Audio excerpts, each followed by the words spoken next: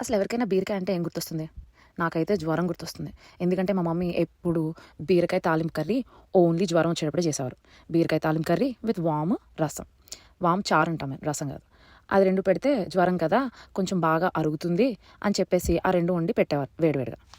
యూఎస్‌లో దొరికే అతి కొద్ది కాయగూరల్లో బీరకాయ కూడా ఒకటి. అందులోనూ యూఎస్ గ్రాసరీ స్టోర్‌లో తీసుకున్నావా ఇంకా అంతే. అది చేదు కషాయంలా ఉంటుంది.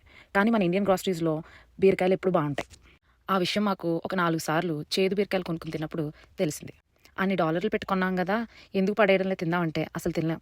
కాకరకాయ అయినా కొంచెం తినగలుగుతామేమో గానీ, బీరకాయ చేదుగా ఉంటే అస్సలు తినలేం. సో, ఈ బీరకాయ స్టోరీ ఏంటంటారా? మంచి తొక్కున్న బీరకాయలు దొరికినప్పుడు నేను చేసే పచ్చడి అంటే రోటి పచ్చడి, బీరకాయ తొక్క పచ్చడి. లేత బీరకాయల నుంచి తీసే తొక్కని మనం ఇలా చట్నీ చేసుకోవచ్చు. అప్పుడు కమ్మగా బావుంటుంది. మా అమ్మగారు నాన్ వెజ్ కర్రీస్ ఎంత బాగా చేస్తారో, వెజ్ కూడా అంతే బాగా చేస్తారు.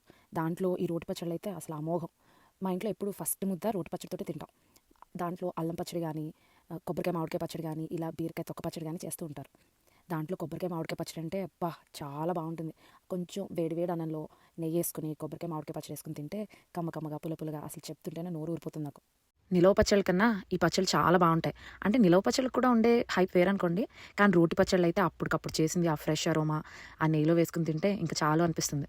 మూకుడులోకి కొంచెం ఆయిలేసుకొని దాంట్లో జీలకర్ర, ధనియాలు, పచ్చిశనగపప్పు, మినప్పప్పు, కొన్ని పచ్చిమిరపకాయలు, బీరకాయ తొక్క బాగా తీసుకొని చిన్న చిన్న ముక్కల కింద కట్ చేసుకోవాలి బీరకాయ తొక్కని.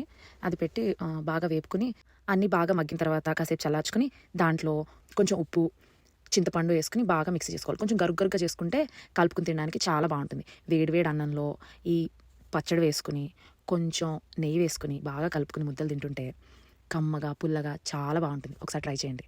Thank you so much for all your love and support. Thank you for watching.